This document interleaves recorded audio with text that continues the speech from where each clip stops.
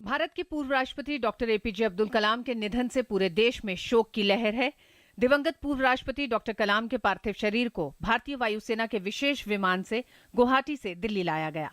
Airport पर तिरंगे झंडे में लिपटे डॉक्टर कलाम के पार्थिव शरीर के दर्शन के लिए प्रधानमंत्री नरेंद्र मोदी भी मौजूद थे। इस मौके पर राष्ट्रपति प्रणब मुखर्जी और उपराष्ट्रपति हामिद अंसारी ने डॉक्टर कलाम को श्रद्धासुमन अर्पित किए। रक्षा मंत्री मनोहर पार्रिकर के साथ साथ तीनों सेना के प्रमुखों ने भी डॉक्टर कलाम को श्रद्धांजलि दी। दिल्ली में 10 राजाजी मार्ग स्थित डॉक्टर कलाम के निवास पर उनके पार्थिव शरीर को अंतिम दर्शन के लिए रखा गया है, जहां पर गणमान्य नेताओं, मंत्रियों और आम लोग डॉक्टर कलाम को अपनी श्रद्धांजलि दे रहे हैं। डॉक्टर कलाम के शरीर को दिल्ली में दर्शन के बाद उनके पैतृक निवास रामेश्वरम ले जाया जाएगा और गुरुवार को उनका अंतिम संस्कार किया जाएगा। अंतिम संस्कार से पहले उनके शरीर को वहां भी अंतिम दर्शन के लिए रखा जाएगा। पूर्व राष्ट्रपति डॉक्टर एपीजे अब्दुल कलाम का आईआईएम शिलांग में एक व्याख्यान देते समय कल दिल का दौरा पड़ने से निधन हो गया था। व्याख्यान में कलाम आईआईएम शिलांग के छात्रों के साथ संसद में होने वाले गतिरोधों पर चर्चा कर रहे थे। उन्होंने आईआईएम के छात्रों से ऐसे नए तरीके खोजने के लिए कहा जिनसे संसद में गतिरोध खत्म किया जा सके। संसद के दोनों सदनों, लोकसभा और राज्यसभा ने पूर्व राष्ट्रपति डॉक्टर कलाम को श्रद्धांजलि दी। श्रद्धांजलि देने के बाद लोकसभा और राज्यसभा 2 दिनों के लिए स्थगित कर दी गई। कैबिनेट की बैठक में डॉक्टर कलाम के निधन पर शोक प्रस्ताव पारित किया गया। कैबिनेट की बैठक में 2 अलग अलग प्रस्ताव पारित कर पूर्व राष्ट्रपति डॉक्टर कलाम को श्रद्धांजलि दी गई। साथ ही गुरुदासपुर की घटना पर भी शोक प्रस्ताव पारित किया गया।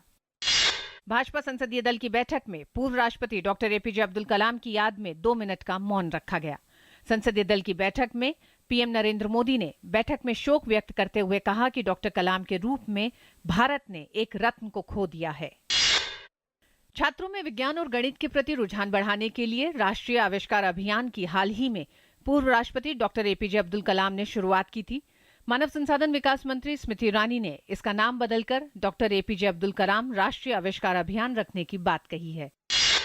पूर्व राष्ट्रपति डॉक्टर एपीजे अब्दुल कलाम के निधन पर देश भर में 7 दिन के राष्ट्रीय शोक की घोषणा की गई है। इस दौरान इमारतों पर राष्ट्रीय ध्वज आधा झुका रहेगा और किसी प्रकार के आधिकारिक उत्सव आयोजित नहीं होंगे।